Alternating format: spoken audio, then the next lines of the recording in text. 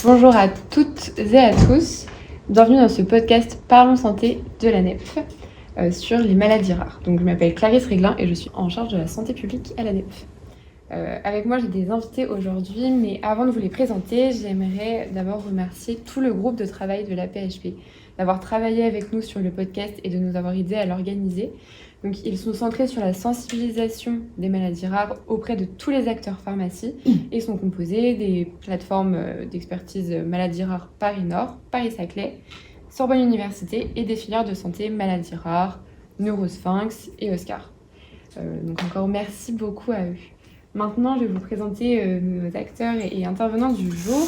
Donc on a le docteur Hélène Berruet-Gaillard. Je vous laisse vous présenter. Donc, je suis Hélène Berruet-Gaillard, pharmacien d'officine, présidente du collectif Alliance Maladies Rares, qui est un collectif de 240 associations dans les maladies rares, et également présidente de Maladies Rares Infoservice, qui est un service d'écoute pour les malades et les aidants.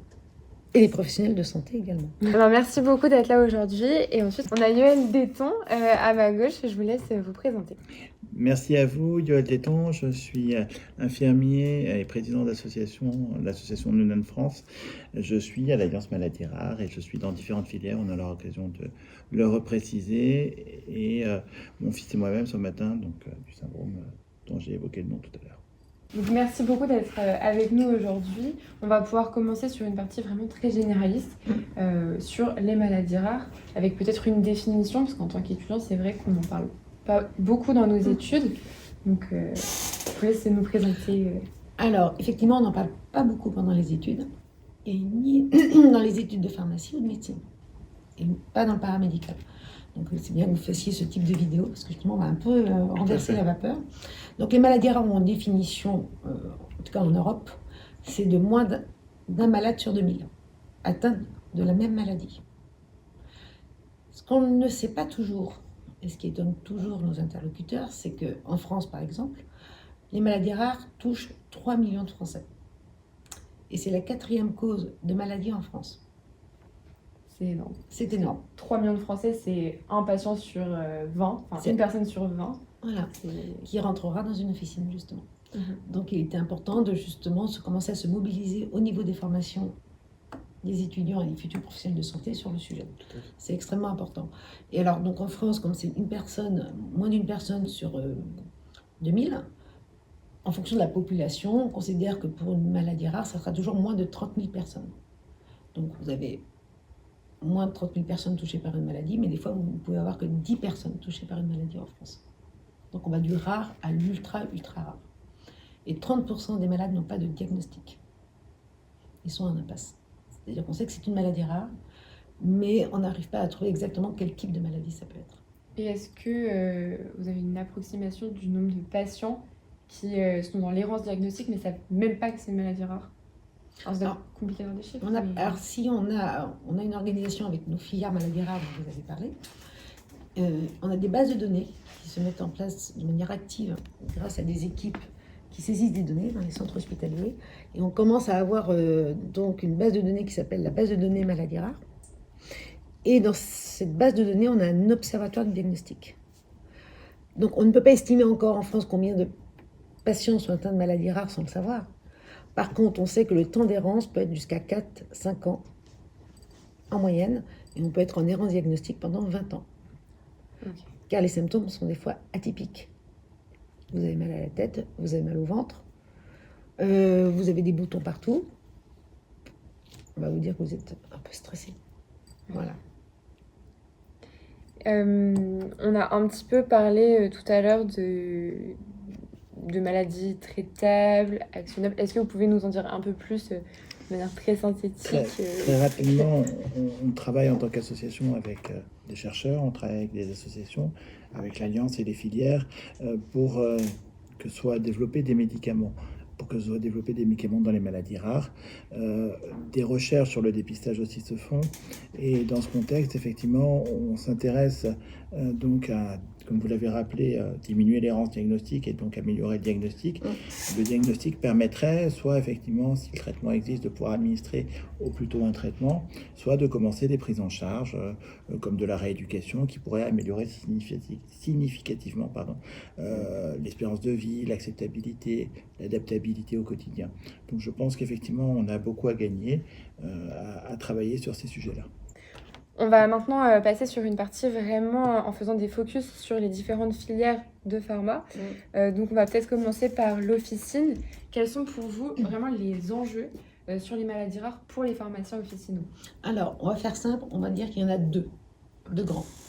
Le premier enjeu, souvent on délivre des ordonnances. Et alors, heureusement, il y a eu une réforme quand même des études de pharmacie qui n'était pas celle de mon époque. On peut demander, et on a tout intérêt à demander quelle est la maladie liée à l'ordonnance.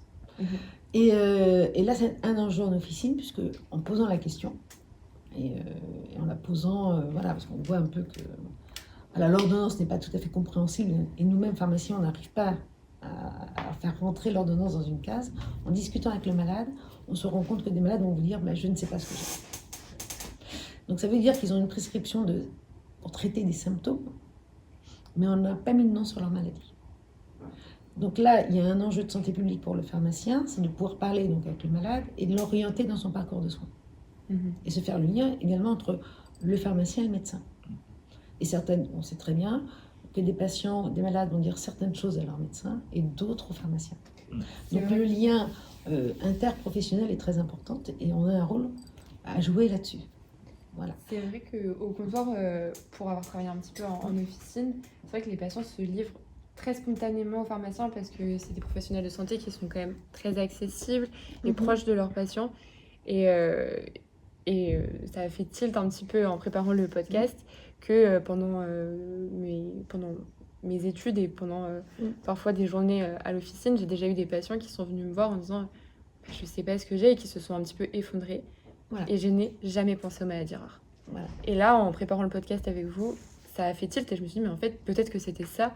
Tous les patients, alors peut-être pas tous ceux qui étaient en errance diagnostique parce que parfois c'était pour une petite période, mais je me suis dit, ça se trouve, il y avait au moins un patient atteint d'une maladie rare que j'ai rencontré à l'officine. Et votre témoignage est intéressant puisqu'on a saisi l'Académie de médecine et pharmacie sur le sujet de l'errance diagnostique. Ils ont rendu un rapport il y a plus d'1 an. Et j'étais avec des confrères pharmaciens où j'expliquais justement ces patients qui s'effondraient au comptoir. Et donc du coup, pour moi, c'est une évidence. J'ai eu des formations évidemment professionnelles et militantes de me dire j'ai la culture du doute. C'est peut-être une maladie rare. Mais mes collègues, les pharmaciens chevronnés, m'ont dit mais on n'y a jamais pensé. Exactement comme vous. Zut. Et dans ces cas-là, vous faites quoi? On a alors, un outil extrêmement simple qu'on a mis en place, alors qu'il existe depuis des années, mais on a changé le numéro, on a mis un numéro vert, qui est de donner aux malades au moins le numéro de maladie rare infoservice. Est-ce que vous pouvez... Alors, il est très simple à retenir, c'est le 0800 40 40 43. Okay. Donc voilà, donc on aura toute une opération, on va de plus en plus diffuser ce numéro au sein des pharmacies d'officine, ce qui permet aux pharmaciens, face à une personne désœuvrée et désespérée souvent, ça peut durer des années, donc de pouvoir lui amener au moins une solution en disant appelez à ce numéro. Il y a des écoutantes extrêmement formées aux maladies rares, également un médecin, qui peut devenir aussi un interlocuteur pour le médecin généraliste. D'accord. Ce que vous dites est important, un point d'entrée unique. Et si c'était une maladie rare, on en parlait tout à l'heure, l'errance et puis la culture du doute, elle est essentielle chez tous les professionnels. Je parlais des pharmaciens, mais je pense que pour tout type de métier, c'est essentiel. On aura sans doute l'occasion d'en reparler. Donc voilà, et le deuxième point essentiel, c'est quand la maladie est diagnostiquée. Donc évidemment, le pharmacien doit pouvoir la référencer. Il est formé, il ne va pas la connaître, la maladie. Il va rencontrer beaucoup de malades atteints de maladies rares, mais souvent, c'est des maladies différentes. Voilà, donc on dit une personne sur 20 en officine, mais à chaque fois, une personne sur 20 avec une maladie différente.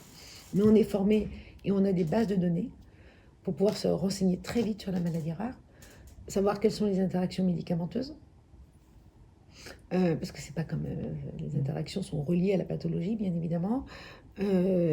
Bien connaître, on a tout le sujet des formes, on a beaucoup d'enfants atteints de maladies rares. Dans 70% des cas, les symptômes apparaissent pendant l'enfance. comment on adapte les posologies d'un médicament adulte donné à l'enfant, etc., etc. Donc il y a un réel accompagnement sur le médicament dans les maladies rares. Les pharmaciens, on parlera des pharmaciens hospitaliers, mais ça commence par les pharmacies d'officine. Je me permets par rapport à votre point, ça me fait penser, il existe les PNDS, les protocoles nationaux de C'est ce que disaient tous les soins. on a Voilà. un référentiel, Voilà. toutes les maladies n'en ont Oui, pas. non, bien sûr, Pas sûr. de problème encore. Mais du coup, de mettre un encart, nous on a réactualisé en 2021 celui sur les rasopathies, et en tant qu'association de patients, c'était très important de pouvoir intégrer ce réseau d'échanges, de partage, de réactualisation, et je pense qu'effectivement, que c'est un des documents qui... Voilà, on a les PNDS, on réexpliquera, c'est un peu technique, bien ce sûr. que ça peut être, mais on a aussi le site Orphanet. Qui Et peut Orphanet, être une source. au moins ça c'est un site connu. Et Oui, c'est vrai. Voilà. Que lui, j'en ai entendu, voilà. notamment pendant les stages, etc. Voilà, et Orphanet, c'est vraiment la base de la Bien sûr. base Ah, mais complètement. pour les professionnels de santé Oui. de ville. Parce que les PNDS, c'est Oui. un protocole national de soins, diagnostic et soins. C'est un document extrêmement complet fait par les centres Tout à hospitaliers, fait. les centres de référence maladies rares. Mais là où c'est encore, alors ça se développe énormément, beaucoup de maladies n'ont pas de PNDS. Tout à fait. Donc on ne peut pas miser que sur Oui, le non, PNDS, bien malheureusement. sûr. Et quand on est maladie rare, et sur une maladie on a son PNDS, on est content. Oui. Parce que là, tout est parfaitement détaillé. C'est vrai que vous avez évoqué là le fait que parfois des patients enfants pouvaient avoir des ordonnances qui ressemblaient plutôt à des posologies d'adultes. Au comptoir, je pense que si on n'est pas sensibilisé aux maladies rares, on peut être un petit peu interloqué. Oui. Et comment est-ce qu'on réagit dans ce cas-là face aux patients? Parce que le patient, il doit peut-être en avoir marre aussi, qu'on ait toujours un peu une réaction de surprise face à l'ordonnance. Alors, il y a la réaction de surprise face à l'ordonnance et la réaction de surprise quand on nomme une maladie dont on n'a jamais entendu parler. Si je vous fais la liste des maladies rares, et en bout de 14 ans à l'Alliance, j'ai encore des maladies dont j'ai jamais entendu parler. Je suis obligée de chercher moi-même pour comprendre. Il y en a 7000. Je ne sais pas si on l'a dit, mais il y a 7000 maladies rares différentes. Donc voilà, donc évidemment, c'est une posture qu'on doit avoir en tant que soignant. On peut être un peu étonné par l'ordonnance, donc il faut faire comme si on n'était pas étonné. Et poser les bonnes questions, et ça s'apprend pendant les études. Et notamment, ça s'apprend pendant le stage de 6e année. Après, c'est ce que je défends moi auprès des familles aussi, que ce soit les pharmaciens, que ce soit les médecins, où ils me disent, mais ils ne connaissent pas ma maladie. J'ai dit, mais vous prêchez pour votre paroisse, je l'entends, c'est normal, c'est tout à fait entendable, mais comme vous l'avez dit, plus de 7000 maladies rares, une impossibilité de tout connaître. C'est impossible. Non. Impossible. Nos maladies rares sont très complexes, donc les équipes hospitalières accompagnent énormément les malades pour leur faire bien comprendre la maladie, les enjeux. Et on se bat, nous, pour avoir de l'éducation thérapeutique, qui peut aussi se faire en officine d'ailleurs. Tout à fait. On la met beaucoup en hospitalier, mais l'éducation thérapeutique peut être en pharmacie d'officine, peut être avec un kiné. Enfin, il y a plein de professionnels de santé en lien avec l'hôpital qui peuvent faire cette éducation thérapeutique. Il va falloir qu'on évolue par rapport à ça. Et plus on en fait, plus on permet aux patients de comprendre sa maladie, de se détendre, et aussi que dans l'éducation thérapeutique, faire comprendre, parce que c'est des mondes, il y a le monde du malade et le monde du soignant, que le soignant ne peut pas comprendre toutes les maladies, les connaître toutes. Et que ça soit compréhensible de la part du malade. Donc finalement, l'enjeu pour un étudiant qui voudrait s'orienter ou qui est déjà dans la filière officinale, c'est de savoir reconnaître un petit peu les signes qui pourraient nous orienter vers une maladie rare et savoir ensuite comment réagir, c'est-à-dire savoir comment trouver des ressources, comment orienter son patient et surtout être à l'écoute. Et ça, c'est des choses qui... Voilà. Mais la ressource, la solution plus rapide qu'on peut donner à un malade, le temps est toujours très compté en officine, de plus en plus. Voilà, donc la ressource extrêmement simple que doit connaître tout pharmacien d'officine, c'est maladie rare infoservice. Immédiatement d'amener une solution. Parce que le malade se sent ainsi écouté. Le pharmacien m'a écouté et il a une solution qu'il m'a apportée. Un élément aussi important, nous on a construit un lien de confiance et j'allais dire presque de partenariat avec le pharmacien de ville qu'on suit. On ne va pas aller voir différentes pharmacies parce que par exemple mon fils a un traitement pour la tension et la concentration, on doit, c'est une ordonnance sécurisée, on doit pouvoir avoir la même pharmacie de ville et donc du coup la personne nous connaît notre enfant et elle est plus à même et à l'air de nous conseiller, de nous orienter. Et donc c'est important aussi d'avoir ce lien de confiance et de partenariat, je pense. Ouais. Et c'est vrai que tu as raison, hein, dans les maladies rares, on change rarement d'officine. Parce qu'une fois que le pharmacien connaît bien la pathologie, mais tu as complètement raison, comprend bien les spécificités du traitement, Tout à fait. peut évaluer, par exemple, on parlait des médicaments d'adultes. Et c'est pas que des doses d'adultes. On prend des médicaments d'adultes, parce que tous les organes sont touchés. On a parlé des Bien filières. sûr, Les filières bien sûr. représentent tous les organes. Et tout d'un coup, il faut écraser, le comprimer, le diviser par 4 ou 5, ce genre de choses. Il faut pouvoir évaluer la capacité des parents à le faire, voir comment on peut passer en préparation magistrale pour que la maman n'ait qu'à ouvrir la gélule. Enfin, il y a tout un accompagnement à faire. Et c'est vrai qu'une fois qu'on a un pharmacien qui est bien cadré sur une bonne compréhension de la maladie et du traitement, on change rarement d'officine. Ce qui est intéressant dans la filière industrie, c'est qu'il y a de plus en plus de biotech ou d'industriels qui développent des médicaments de thérapie innovantes. Et on sort de la pharmacologie classique. Voilà. Et donc, du coup, et c'est pour les industries, comment dire, une voie de développement important. Donc, un jeune pharmacien qui veut se diriger vers l'industrie aura une offre d'emploi dans les maladies rares, paradoxalement, plus importante que parfois dans des maladies généralistes. Donc, il y a tout intérêt à bien connaître les maladies rares et à s'immerger dans les maladies rares, parce que ça représente aussi un parcours professionnel qui peut être significatif. J'ai envie de dire presque aussi un développement à l'international, puisqu'on travaille beaucoup avec l'Europe, avec l'international, sur des projets de recherche. C'est essentiel, je pense. Exactement. 180% des industries sont américaines. Ouais. Ce que je dis souvent, c'est que la maladie rare ne s'arrête pas au-delà, ne s'arrête pas aux frontières. Non. Mais ça va au-delà. Le fait de se fédérer en alliance au niveau national, de se fédérer avec les autres associations dans les pays étrangers. Si vous lancez un essai clinique, on parlait d'industriel, eh bien, l'essai clinique sera international. Et j'ai vu aussi qu'en fonction de l'environnement, il pouvait y avoir des pays avec uniquement 10 patients et des pays avec beaucoup plus de patients parce que l'environnement avait aussi un rôle dans la maladie rare. On peut avoir des maladies rares, c'est toute l'histoire de la génétique aussi, où certains gènes mutés peuvent être actionnés par un problème de pollution. C'est des recherches qui sont faites, alors on sort des maladies rares dans la maladie de Parkinson en ce moment. Et ce qu'il faut rappeler pour les étudiants, c'est que 80% des maladies rares sont génétiques. Donc, si on se dirige vers la filière industrie, il y a la recherche. Donc, la génétique va avoir une importance de plus... Enfin, on parlait de médicaments innovants, il y a les thérapies géniques. Tout à fait. Là, guérissent. En une injection, on guérit. Donc, voilà, donc la génétique va être aussi un paramètre important dans les études de pharmacie. Parce que, évidemment, si on veut faire de la recherche en génétique, il faut connaître son sujet. Voilà. Et c'est en plus la génétique dans les maladies rares ouvre des portes et des meilleures maîtrises dans les maladies non rares. Oui, parce que les étudiants ou même les chercheurs, du coup, ont plus l'habitude d'aller chercher sur des choses très précises. Voilà. Et puis finalement, on peut étendre à des maladies non rares. Comme le diabète, par exemple, en grande étude. Tout à fait. Voilà. J'y repensais quand j'étais à Necker, à l'Institut Imagine, lors d'une conférence. On a évoqué ces sujets-là, par exemple la simvastatine, un anticholestérolinure, si je ne me trompe pas, qui aura peut-être effectivement des effets dans la croissance, qui est en train d'être étudiée sur une étude Rastat.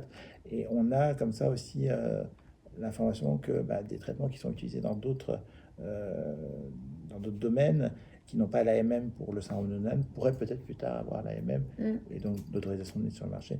Donc c'est intéressant, c'est de se questionner, d'échanger, de pratiquer des décisions. Les pharmaciens sont formés à ça. Enfin, je ne sais pas si vous avez été formés à ça pendant vos études, mais finalement, une molécule, alors elle a une AMM pour une cible, mais en réalité, une molécule a toujours plusieurs cibles. Mais le développement classique d'une molécule, disons, pour développer de manière simple une molécule et accéder vite au marché, on ne prend qu'une cible d'action de la molécule. Mais elles ont toujours plusieurs cibles d'action. Elles ne vont pas aller juste au point là sur ce récepteur-là.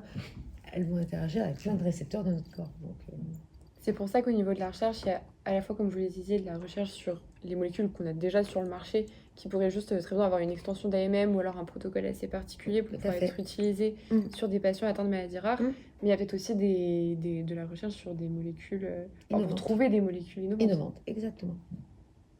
Donc ça, c'est super intéressant. Le pharmacien a un rôle à jouer dans chaque filière. Est-ce que le pharmacien hospitalier a aussi un rôle? De plus en plus. Bon, déjà, il est indispensable. Ah, ben, Oui. Est-ce qu'une pharmacie peut tourner, un hôpital ne Non. tourne pas sans, non, un, non. sans une équipe hospitalière, enfin de pharmaciens hospitaliers. Mais là où ça devient très technique, c'est justement, on l'a évoqué, les médicaments de thérapie innovante, Mm. qui redemandent, finalement, c'est des médicaments, on va prendre la thérapie génique. Donc ce sont des vecteurs, par exemple, qu'il faut préparer pour chaque malade. Donc le malade est hospitalisé, la pharmacie prépare le médicament, donc c'est extrêmement long, bien évidemment.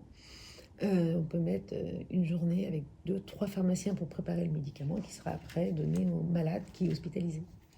Donc on a de plus en plus, et il faut repenser d'ailleurs même l'organisation des services hospitaliers, de pharmacie hospitalière, parce que le temps de préparation de tous ces médicaments de thérapie innovante est de plus en plus long. Et donc ça veut dire qu'un pharmacien hospitalier sera vraiment au plus proche des innovations thérapeutiques. Et de manière pratique. Hein. Effectivement, il y a aussi tous les autres traitements qui sont en délivrance hospitalière, qui nécessitent peut-être une préparation, hein, comme vous l'avez évoqué, Oui, aussi. et qui sont importants. Il y a dans notre syndrome parfois des LMMJ, des leucémies myélomonocytaires juvéniles, et effectivement, ça nécessite aussi un traitement chimiothérapeutique ou d'autres traitements qui nécessitent effectivement une prise en charge en milieu hospitalier. Je pense aussi à la conciliation médicamenteuse, l'analyse de l'ordonnance, de pouvoir effectivement apporter des conseils, soit aux prescripteurs, soit aux familles, s'il y a besoin, effectivement. Donc je pense que oui, vous l'avez dit. Il y a des médecins hospitaliers qui m'ont dit à un moment, ils ne savent pas forcément que je suis pharmacienne, mais je suis là pour la parole des malades. Donc, le titre n'est pas forcément affiché. Et ils m'ont dit, on a de plus en plus besoin des pharmaciens hospitaliers. Et le lien entre les services et la pharmacie devient de plus en plus étroit. Puis il y a un autre rôle du pharmacien, qu'il soit hospitalier ou officinal, c'est les ruptures de stock. D'actualité. D'actualité, bien évidemment. Et donc, quand à un moment, il faut retrouver une alternative, alors nous, on a beaucoup d'anciennes molécules qui nous sont prescrites, qui parfois sont en rupture ou en arrêt de commercialisation, qui est un vrai sujet. On se dirige de plus en plus vers les officinaux ou les hospitaliers, même pour faire une préparation. Quand on peut avoir la matière première, on n'a plus que cette solution-là. Maintenant qu'on a vu un petit peu quel est le rôle et quels sont les enjeux pour chaque pharmacien, est-ce qu'on peut un petit peu détailler peut-être étape par étape le parcours de soins et comment tout s'organise autour des patients? Donc le parcours de soins, donc, on va dire global, parce que chaque maladie peut être un peu différente. Les symptômes apparaissent, vous allez voir le médecin généraliste. Soit c'est très caractéristique et c'est une maladie qu'il connaît, le diagnostic peut arriver rapidement, soit ce n'est pas le cas. Donc il y a toute une errance diagnostique qu'on a déjà évoquée, un peu compliquée. Puis ensuite, ça finit aux urgences. Soit à un moment, voilà, la situation se détériore. Et là, on va pouvoir orienter le malade, adresser le malade dans un centre de référence ou de compétences. Ce sont nos centres experts. Il y en a 2600 en France. Vous avez parlé d'errance diagnostique. Comment se sent le patient pendant cette phase d'errance qui peut être, on l'a compris tout à l'heure, assez rapide pour certaines maladies si les praticiens sont assez sensibilisés à la pathologie. Où vraiment les symptômes sont graves, très graves, ce qui fait qu'on va faire une recherche très rapide ou très caractéristique. Il doit y avoir quand même un impact psychosocial sur le patient qui doit être très énorme. important. Complètement. Ouais, énorme. Complètement. Imaginez, vous êtes atteint d'une maladie rare, vous ne le savez pas, mais vous n'arrivez pas à vous lever le matin. Mettons que vous êtes atteinte d'hypersomnie. Il y a plein de types d'hypersomnie dans les maladies rares. Et donc, vous n'arrivez plus à aller en cours, vous dormez. Et vous allez voir votre médecin qui va vous dire, vous faites une petite dépression, mademoiselle. Bon, donc on va vous donner des antidépresseurs pour vous dormir encore plus. Vous dites quoi à votre entourage? Vous faites comment vos études? Voilà, les impacts sont là. Et puis, on va vous dire que c'est un peu dans votre tête. Donc, il y a un problème d'entourage qui ne comprend pas. Il y a un problème professionnel. Quand vous êtes mère de famille, puisque 30% apparaissent à l'âge adulte, comment vous gérez vos enfants? Quand on ne connaît pas la maladie, quand on ne connaît pas ses impacts, la gestion elle est d'autant plus difficile. Soit on a déjà des signes en anténatal qui vont commencer à être pris en charge, évalués. On va poursuivre pendant la naissance ou commencer dès la naissance si ça n'avait pas été su avant. On va aller voir d'abord son pédiatre ou son médecin de ville qui va nous envoyer voir des spécialistes, qui va nous envoyer voir un généticien, qui vont faire des tests, souvent des panels génétiques. Après, ça charge à eux de définir vers quelle maladie on pourrait s'orienter. Et tout ça, ça prend du temps avant d'arriver avec des examens complémentaires à possiblement un bilan ou des hypothèses diagnostiques, des diagnostics différentiels. Et on en arrive, dans le cas de notre maladie qui est le syndrome de Noonan, elle s'inclut dans ce qu'on appelle les rasopathies, qui est un ensemble de maladies. Donc on peut avoir le cardiovasculaire cutané, le Costello ou d'autres. Et donc la difficulté, elle est aussi là, parce qu'on n'a pas tous les mêmes signes avec le même degré de sévérité, et qu'effectivement, les expressions, il faut les connaître. Et vous avez dit un bon nombre de maladies, impossible de tout connaître. Donc ça prend du temps. En tant que parent, comment Oui. est-ce qu'on gère aussi cette période d'errance ou en tout cas de recherche du diagnostic? Alors, c'est compliqué parce que notre syndrome, il est soit ce qu'on appelle autosomique dominant, c'est-à-dire qu'il est transmis par l'un des deux parents, soit il est de nouveau, donc c'est un accident génétique. Donc il y a parfois chez certains la culpabilité de l'avoir transmis à son enfant quand on le sait. Parfois la difficulté parce qu'on se dit c'est arrivé à nous, ça aurait pu arriver à d'autres.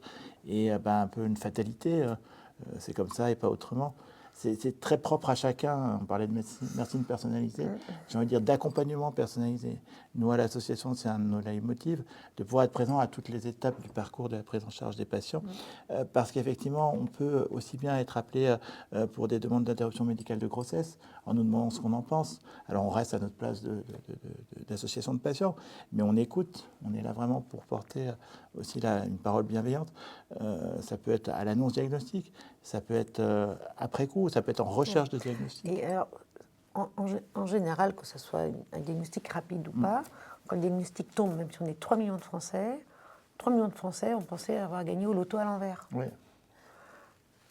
J'appelle ça le loto à l'envers. C'est-à-dire que d'un coup, on vous donne le nom de la maladie, on vous dit c'est 30 naissances par an. Parce que chaque maladie est rare. Bien sûr. Même si on est très nombreux. Il vous dit 30 naissances par an et ça me tombe dessus. Ça tombe sur mon enfant. Qu'est-ce qu'on pense à ce moment-là? Est-ce Ah qu'on là pense là au là, traitement? Est-ce qu'on dit 30 personnes par an? On ne connaît pas la maladie. C'est-à-dire qu'on va vous dire, c'est telle maladie, il y a tant de cas en France, ou tant de naissances par an. Déjà, on digère l'information, j'ai envie de dire. Ah, mais du temps, parce que du coup, on s'est dit, mais c'est quoi cette maladie? Si on vous dit, vous êtes atteinte d'un cancer, c'est terrible aussi. Vous savez qu'il y a ou la chimio, la radio, que voilà, vous avez un cadre, vous connaissez un peu le schéma. Là, vous êtes dans zéro schéma. Oui, Vous ne savez rien. Vous vous précipitez vers l'association, essayez d'avoir des informations. S'il y en a une. Où l'enfant est hospitalisé, vous essayez de voir d'autres parents. Enfin, c'est la panique à tribord, je peux vous le dire. Je l'ai vécu, hein, j'ai une fille atteinte d'une maladie rare, c'est la panique à tribord. Vous dites, mais qu'est-ce qui m'arrive? Et quelle va être la vie de l'enfant? Donc vous êtes bousculé de je ne sais combien de questions. Et on pousse énormément pour que les psychologues soient extrêmement présents dans les centres hospitaliers pour accompagner les parents. Car ils vont devoir être parents à part entière et de permettre à l'enfant de se développer le plus normalement possible, malgré la maladie. Donc il y a beaucoup d'enjeux autour des maladies rares et notamment de grandir avec ces maladies rares. Lorsque mon fils est né il y a 14 ans, c'est vraiment le sentiment qu'on a eu au sortir du service de génétique. On nous proposait une IMG, on était encore en errance diagnostique. IMG, c'est interruption médicale de grossesse, pardon. On n'avait pas le diagnostic encore. Et on nous a dit, vous êtes infirmier, vous savez. Je suis avant tout parent. Et dans les études d'infirmier, on n'apprend pas ça.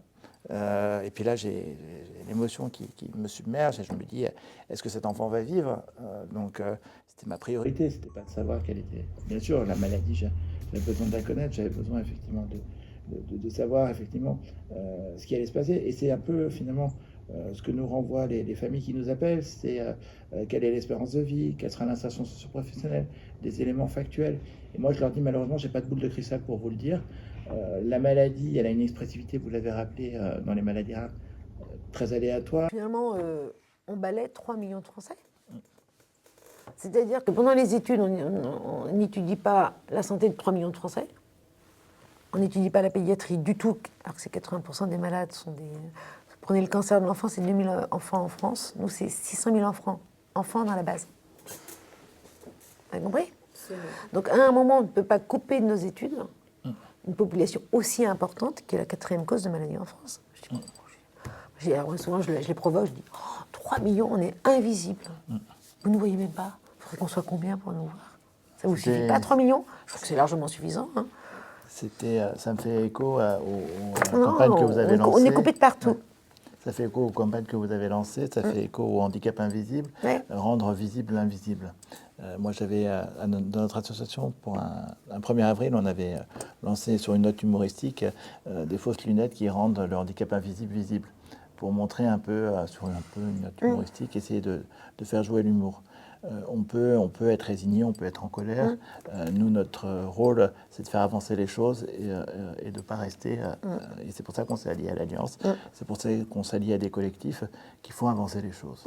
Pour que demain, on ne dise plus, il y a autant d'errance diagnostique, mais qu'on dise, j'ai réussi à trouver un nom à la maladie, j'ai réussi à la prendre en charge, et j'espère, j'ai réussi à la traiter. Ouais, et dans le handicap invisible, justement, quand on arrive dans une pharmacie,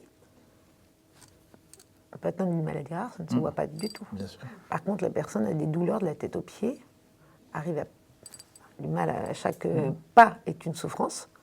Après, ils sont très résilients et de toute façon, il faut avancer. Mais vous vous retrouvez face à des maladies rares, et ça ne se voit pas. Ça passe notamment à l'école si on fait transmettre le message dès l'enfance que le handicap, c'est pas, comme vous l'avez dit, une personne assise dans un fauteuil roulant. C'est aussi les handicaps invisibles. Peut-être que ça va faire évoluer les mentalités de manière générale de la population. Oui, tout à fait. Le problème, il est important. Il se passe dès la formation des enseignants, mais comme tout autre type de professionnel qui intervient auprès des enfants, je pense à l'animation. Moi, j'ai eu à travailler avec des équipes où j'ai dû expliquer quel était le handicap, quel était le syndrome, et que non, ce n'était pas une bête pestiférée, qu'on pouvait le toucher, qu'on pouvait faire des choses avec lui, qu'il pouvait apprendre aussi, et qu'il pouvait vivre comme un enfant normal, et que c'était important, effectivement, d'être à l'écoute de ses besoins, de ses attentes. Mais quand vous avez une classe à 27, 30, voire plus élèves, s'il n'y a pas d'enseignants ou d'accompagnement d'enseignants, d'enfants en situation de handicap, si vous n'avez pas des aides, si vous n'avez pas des dispositifs dans les écoles, et que vous avez des enfants qui ont un handicap, c'est compliqué. Oui, mais ce qu'on peut dire aussi, c'est qu'à un moment, moi je vois les enfants à l'école, ils sont dans toutes les petites classes, ils sont assez... on est vite copains finalement. Oui, enfin, ils ne voient pas ce que nous on voit. Bien sûr. Et je pense que si dans la pédagogie, dans l'enseignement qu'on fait, c'est ce que vous vouliez dire, au niveau de l'école, on parle de ce qu'est le handicap, les différents types de handicap, et qu'on leur apprend très très tôt. Ils auront cette sensibilisation au handicap. Je suis complètement d'accord. Ce que j'ai dit à mon fils, c'est que le handicap, ce n'est pas une limitation des possibilités, c'est une ouverture vers le champ des possibles. C'est important d'entendre qu'on n'est pas handicapé et qu'on ne peut rien faire. Si tu n'essayes pas, si tu ne travailles pas sur ça, forcément, tu n'y arriveras jamais, mais ça, c'est valable pour n'importe qui. Quel est l'enjeu ou l'impact des biologistes médicaux sur le parcours de soins des patients ? Énorme. Énorme. Alors ça, c'est un sujet qu'on a repris à l'Académie de pharmacie et de médecine, parce qu'on a des biologistes médecins et des biologistes pharmaciens. Et finalement, le biologiste intervient au moment du diagnostic, puisqu'il n'y a que le biologiste qui maîtrise parfaitement tout le champ des possibles dans les analyses. Quand on l'analyse, au départ, est biochimique. Bien, vous avez compris qu'il y avait aussi des analyses génétiques. On va parler que de la biochimie. Donc, le biologiste, de plus en plus, doit être un interlocuteur important dans le parcours de soins au démarrage avec le médecin généraliste ou le spécialiste, qui va dire « Ah, moi j'ai étudié ça, et peut-être qu'il faudrait doser ça. Et peut-être qu'en dosant ça, ou prendre un dosage au niveau du rein, des paramètres du rein. Parce que peut-être qu'à un moment, il y a des petites choses qui commencent à bouger. On sait qu'il y a beaucoup d'impact rénal dans nos maladies rares. Il y a un champ, alors on ne balaye pas tout, mais on peut en balayer quelques-unes. Donc voilà, chez un enfant, on dit « Il y a un truc bizarre, moi je peux faire tel et tel examen. » Et donc ça permet de coordonner au début tout ce qui permet de faire un diagnostic et d'aider le médecin à orienter et à adresser après dans un centre expert.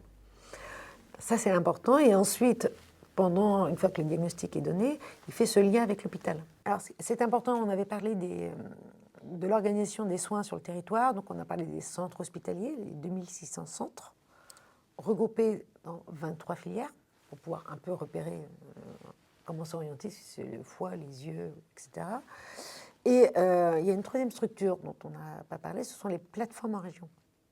Parce que forcément, on ne vit pas dans la même région. Vous êtes à Caen, à Marseille, à Lyon. Donc, ces plateformes ont été créées il y a 2-3 ans. Elles sont extrêmement importantes. On les a beaucoup portées dans le 4e plan, qui permet de mailler sur le territoire. C'est-à-dire que finalement, vous allez avoir besoin d'un... Alors, vous avez un biologiste à l'hôpital, mais on va avoir besoin d'un relais avec un biologiste en ville. On va avoir besoin d'un relais d'un soin.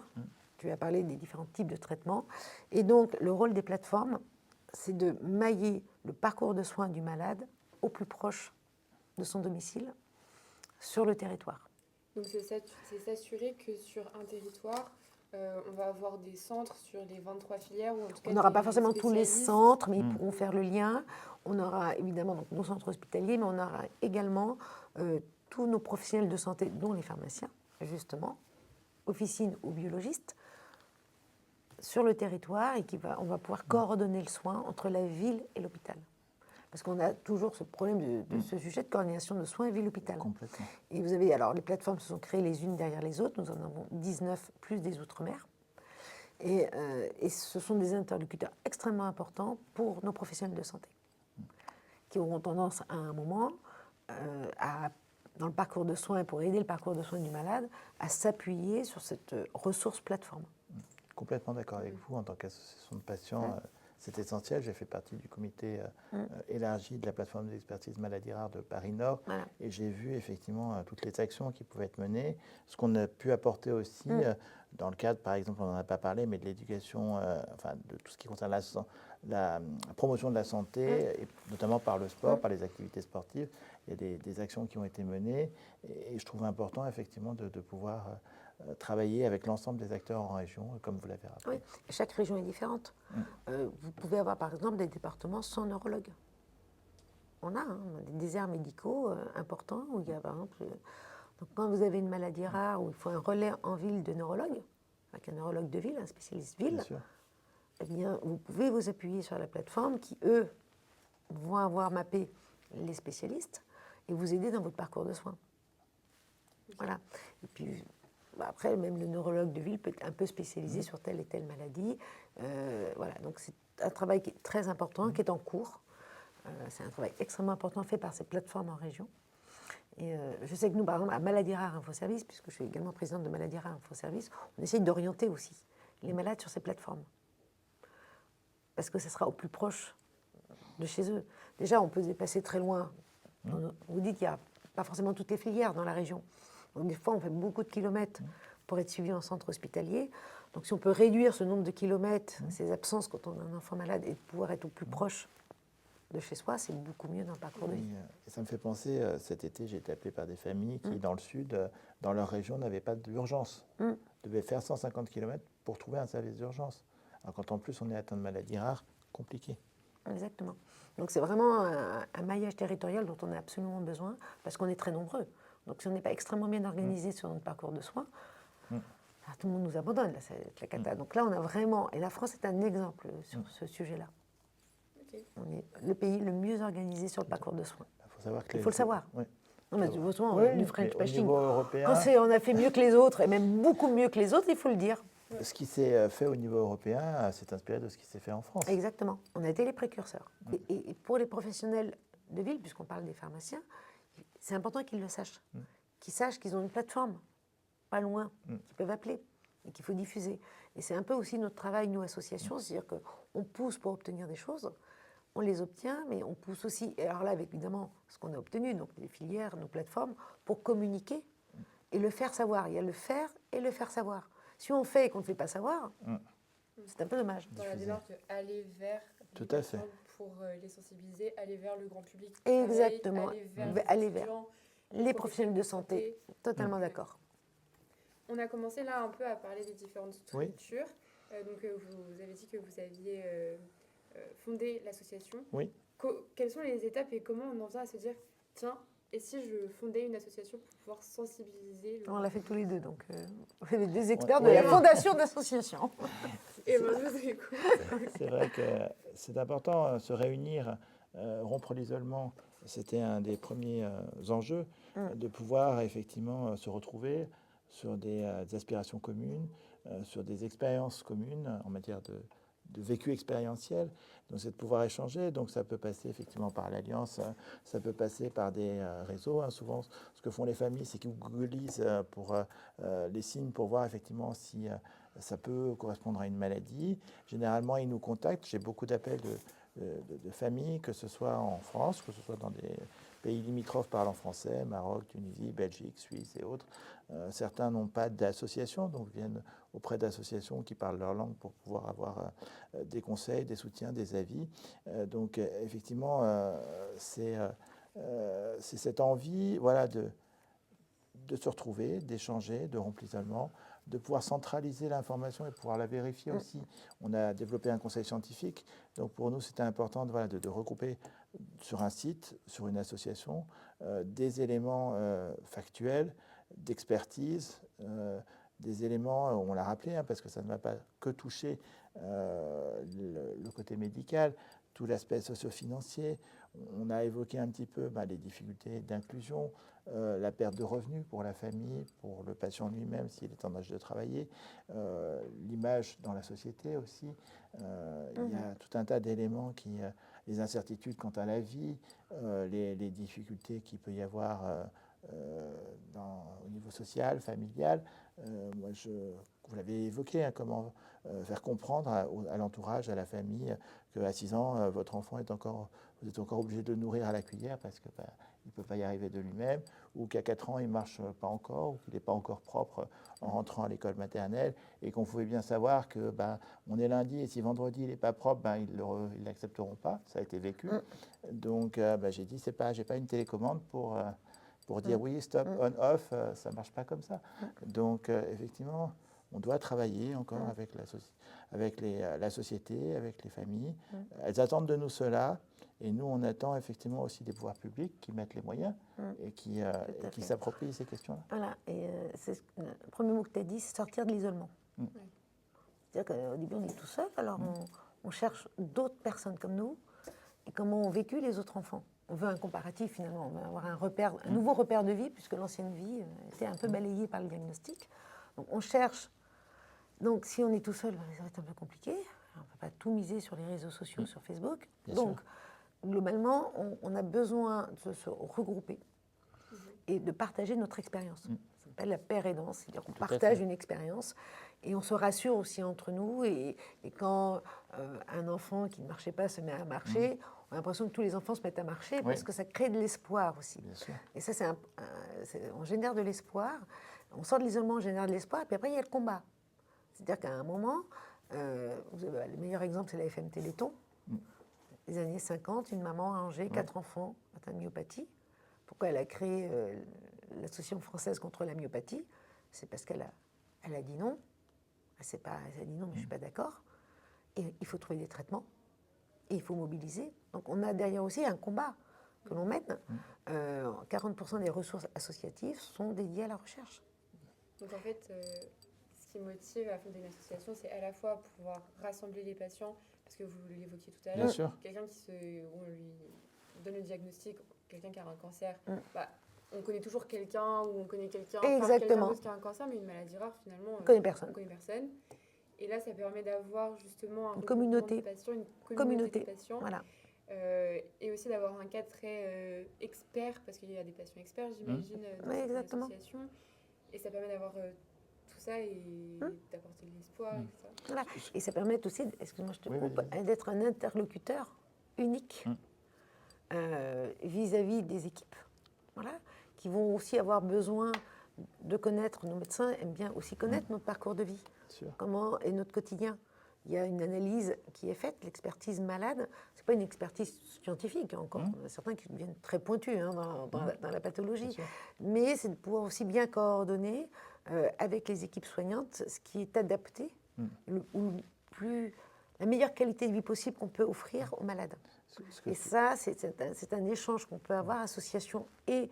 Alors, on le fait avec nos filières, nos centres de référence, nos filières, et également, on est présent sur les plateformes maladies rares. Parce qu'on amène notre expertise de malade ou des difficultés qu'on peut rencontrer. Si tout le monde rencontre la même difficulté, ça devient plus une histoire de chasse, mais une difficulté générale. Et là, on peut la porter, du coup. On a beaucoup parlé de ressources, notamment l'Alliance Maladies Rares. Est-ce que vous pouvez nous expliquer un petit peu tout ce que vous mettez en place? Alors, on a trois grandes actions, au final. On est un collectif, on est 240 associations et on doit accompagner toutes nos associations. Donc on fait beaucoup de formation de nos associations, que ce soit sur des aspects techniques, de recherche de médicaments, etc., de parcours de soins, d'écoute.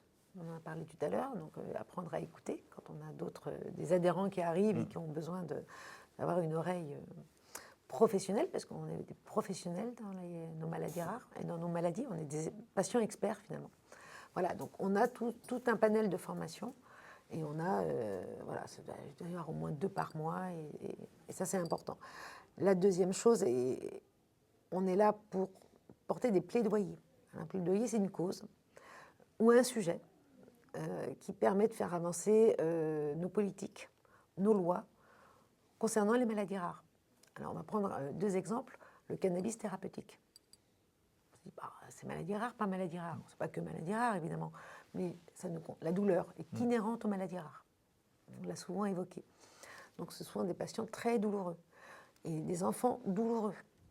Donc, il faut à un moment pouvoir donner un accès au cannabis thérapeutique. On est le dernier pays qui n'avons pas légalisé le cannabis thérapeutique. Donc, on pousse. On a une personne de notre conseil d'administration, Mado, qui n'arrête pas de travailler sur ce sujet pour qu'à un moment, et ça soit bien ouvert à toutes les maladies rares, et pas que quelques indications. Par exemple, dernier exemple, les préparations pédiatriques. Je vous donne un exemple. Donc, il y a une ordonnance avec des doses spécialité d'adultes pour un enfant, et c'est les parents qui écrasent les comprimés au coin d'une cuisine. Et bien, ce qu'on demande, c'est soit le pharmacien qui puisse remettre la dose poids en fonction de l'enfant et préparer les gélules, et les parents n'ont plus qu'à ouvrir la dose. C'est tout simple. Ça s'appelle le bon usage du médicament chez l'enfant. Et bien, nous le portons. Parce que sinon, c'est ingérable pour les parents. En plus, c'est un risque d'erreur énorme. Donc, simplifions la vie des parents. Laissons aux pharmaciens leur métier. Voilà, donc je vous donne des exemples de plaidoyers qu'on peut poser et qui concernent beaucoup de nos associations, puisque beaucoup ont des enfants dans nos associations, puisque les maladies commencent pendant l'enfance. Donc, c'est important. Et puis, après, on a un temps fort. Vous avez le ruban, qui est la journée internationale des maladies rares, qui a lieu alors c'est le dernier jour de février, mais on commence dès mi-février en réalité. Et puis le point d'apothéose est le 28 ou 29, l'année dernière c'était le 29 février. Donc il y en a encore qui pensent que c'est tous les 29 février. Oui. Bon, donc je dis bien que c'est le dernier jour de février. Oui. Donc là, le 28, où c'est aussi l'occasion de porter nos messages. Et l'année dernière, on a pu porter le message que nous souhaitions. On avait travaillé pour le 4e plan maladie rare. Donc c'est un plan qui permet sur 5 ans en moyenne de fixer des objectifs d'amélioration dans nos parcours de vie, dans notre recherche, dans des sujets très techniques comme les biobanques, quand on conserve un petit peu dans les centres hospitaliers, donc les pharmaciens biologistes connaissent bien. Voilà, d'améliorer finalement notre parcours de soins et notre recherche dans les maladies rares. Et l'année dernière, au moment de la Journée internationale des maladies rares, on s'est tous réunis, donc toute cette plateforme où vous êtes, pour demander une accélération de la sortie du 4e plan maladie rare, puisqu'on avait fini les travaux sur le sujet. Voilà, donc on a des grands temps forts aussi dans l'année. Et on a aussi le temps fort où on est tous très présents sur le plan associatif, c'est avec l'AFM Téléthon, au moment du Téléthon, bien évidemment. Je rajouterais juste sur les JMR, vous avez dit effectivement que c'est un temps donné, mais la maladie rare... Internationale. Oui, mais la maladie rare, elle est toute l'année. Oui, mais alors, je suis d'accord, mais si au moment de la Journée internationale des maladies rares, tout le monde porte le ruban, et tous les pharmaciens d'officine, nous allons avoir une énorme action auprès des pharmaciens d'officine cette année. On envoie les rubans dans toutes les officines françaises. La carte de maladie rare infoservice dans toutes les officines françaises. Évidemment, aidé par la profession. Le Conseil de l'ordre des pharmaciens nous aide depuis 2 ans et diffuse un film sur la minute de santé publique du Conseil de l'ordre. Donc voilà, donc si on se mobilise à ce moment-là et qu'au moins une fois par an, vous avez un professionnel de santé qui porte le ruban, vous parlez comment on communique avec le malade. La communication, elle est extrêmement simple. Oui. C'est quoi le ruban? C'est le ruban des maladies rares. Vous faites du bien à tout le monde. C'est tout simple. C'est tout simple. Donc voilà, donc les rubans seront dans toutes les officines françaises. Donc s'il y a des stages de 3e année, parce que je sais qu'il y a à ce moment-là des stages de 3e année, ou de 4e ou de 5e, et bien que ces étudiants soient en alerte auprès de leur maître de stage et portent le ruban qui sera mis dans les caisses ou de l'OCP ou envoyé directement au pharmacien. Trop bien. J'ai hâte de voir les rubans. Et puis il faut plein de photos. Hein. Voilà. Hashtag faites maladie des photos, rare. hashtag maladie rare, JMR. Je ne connais pas encore le bon hashtag, mais on va l'avoir et il faudra bien diffuser tout ça. Voilà. C'est la jeune génération qui va booster, l'ancienne, comme moi. Est-ce que vous pouvez maintenant nous présenter ce que vous faites avec l'association Nounen. Oui, donc l'association Nounen, une association loi 1901 qui a été créée en 2017, que j'ai reprise en tant que président il y a quelques années. Elle a 3 piliers, l'accompagnement, le soutien des familles. Ça passe par le biais donc, des groupes de parole qu'on met en place, d'une ligne téléphonique dédiée, de différentes actions comme des pique-niques en région. On vient auprès des familles qui nous sollicitent. On a une action d'information, de relecture, de mise à jour. On a travaillé le PNDS, dont on a parlé tout à l'heure, protocole national de diagnostic et de soins avec les professionnels en 2021. On a, avec la filière Andira, réactualisé la carte d'urgence sur le syndrome de Noonan. On a écrit des articles, on a traduit des articles. On a notamment traduit un livre qui s'appelle La Grande Semaine d'Anna et qui raconte l'histoire d'une fillette de 9 ans atteinte du syndrome. Et c'est j'allais dire presque un médiateur de la relation quand on est à l'école pour présenter à la maîtresse ou aux enfants pour qu'ils comprennent un peu ce que vivent effectivement le ou les personnes atteintes de maladies rares. Donc on a un grand travail aussi de diffusion auprès de l'Alliance, auprès de la filière Handirares, déficience ou tête-cou à laquelle on est affilié. On est au réseau européen de référence RNITACA à Euror 10. Je suis relecteur au niveau du collège des relecteurs de l'INSERM. On est au comité de pilotage de la filière Handirares. On a beaucoup de représentations et c'était important effectivement d'être là, comme aujourd'hui aussi, de diffuser l'information. Et bien sûr, on en a parlé, la recherche est essentielle. On fait partie de plusieurs consortiums de recherche, projets de recherche en France et à l'étranger. Et pour nous, faire entendre et porter la voix des patients, je pense qu'on partage le même espoir, c'est qu'on soit tous entendus et que notre parole puisse être force de proposition, c'est déjà le cas, mais que ces propositions deviennent des réalités. C'est souvent ce que je dis, pour ce qui est de l'avenir, il ne s'agit pas de le prévenir, mais de le rendre possible. Encore une fois, c'est pas de moi, mais de Saint-Exupéry. Et je pense que s'il y a un message d'espoir pour toutes les familles, on est là, on sera là encore demain. Et en fait, on parle de notre vécu.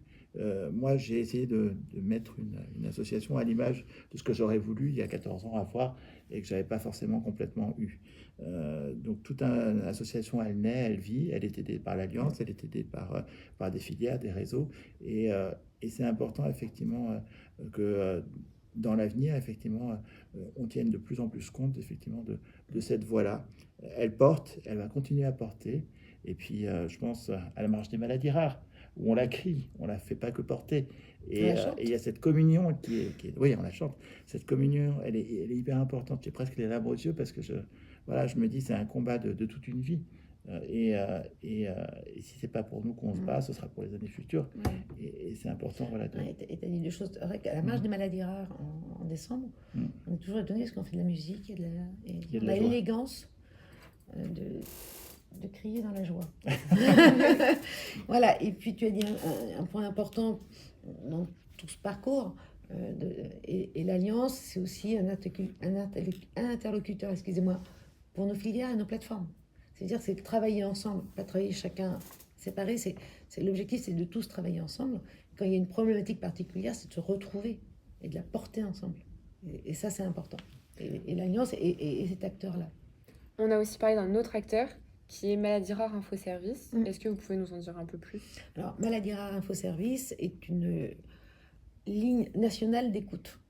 C'est-à-dire qu'à un moment, on vous donne un diagnostic, vous êtes en errance, vous avez ce numéro-là et vous pouvez appeler, vous avez des écoutantes, voilà, toute la journée, sauf le week-end, bien évidemment, qui prend vos appels. Vous avez également, vous êtes professionnel de santé, vous pouvez appeler parce que vous avez un doute, vous ne savez pas trop, vous voulez aussi discuter avec un autre médecin spécialisé, et nous en avons une, bien évidemment, à Maladies Rares Info Service. Donc c'est une ligne d'écoute pour le parcours de soins et de vie des malades, de l'errance, du diagnostic, voilà, tout ce dont on peut avoir besoin. C'est aussi le lien avec les plateformes en région, puisque des fois la problématique, je ne trouve pas de kiné ou ce genre de choses, ça nous permet d'orienter les malades. C'est vraiment... Le Maladies Rares Info Service a un vrai rôle d'orientation et de soutien. On sait que c'est compliqué parfois de trouver des professionnels de santé. Et donc, c'est le rôle aussi de Maladies Rares Info Service d'orienter. Des fois, c'est pas nous qui avons la réponse, ça va être la plateforme qui va avoir la réponse, ou c'est la filière qui aura la réponse, etc., etc. Mais Maladies Rares Info Service est capable de réorienter vers ces Voilà, nous, on réoriente, c'était vraiment on est au niveau national. Voilà, et c'est pour ça qu'on est très, très content des plateformes en région, parce que ça nous permettra de plus en plus de pouvoir orienter en région sur des problématiques très particulières de parcours de soins. Et c'est aussi un très bon numéro pour les professionnels de santé. Parce qu'à un moment, on peut avoir un doute, on ne sait pas trop, on a peur de faire une bêtise. Eh bien, on peut appeler, expliquer un peu voilà, le cas clinique ou la difficulté qu'on a pu rencontrer et de pouvoir discuter avec un médecin ou même une écoutante. Des fois, une écoutante peut être suffisante, puis des fois, c'est un peu plus technique, puis on sent que c'est un peu grave. Et là, on va avoir un médecin qui va nous réassurer en tant que professionnel de santé, nous aider à faire l'adressage, ce qu'on appelle l'adressage dans un centre hospitalier. Sauf erreur, vous avez aussi des communautés en matière de... Ah oui, après, on a beaucoup de choses. On a un nouveau site internet, donc on essaye d'étoffer de plus en plus pour concentrer toutes les informations dont on a besoin dans les maladies rares. Et on a également un forum, ce qui permet aux patients qui ont des fois pas d'association. Bien sûr. On est 240 associations. Alors, une association peut représenter 30 ou 40 maladies. Bien sûr. La mienne en représentait une trentaine, un minimum. Voilà, mais il y en a qui n'ont pas d'association. Donc, ça permet ou de trouver son association ou de pouvoir communiquer via un forum avec d'autres malades dans un forum administré, sécurisé, bien évidemment. Tout est confidentiel quand on livre des problématiques de santé. L'information soit vérifiée. Moi, je me souviens, il y a 14 ans, on allait dans les forums généralistes et on entendait tout et n'importe quoi. Exactement. Et on n'avait aucune... on ne savait pas si ce qui était dit était vrai, et puis on avait tout et son contraire, et on était complètement perdus. Voilà, alors que le forum de Maladies Rares Infoservice, effectivement, il est administré. Et par des professionnels des maladies rares. Avec toutes les ressources qu'on vient d'évoquer, les patients ont vraiment de quoi être bien accompagnés et, comme vous l'avez dit, peuvent se trouver comme un réseau et combattre la solitude.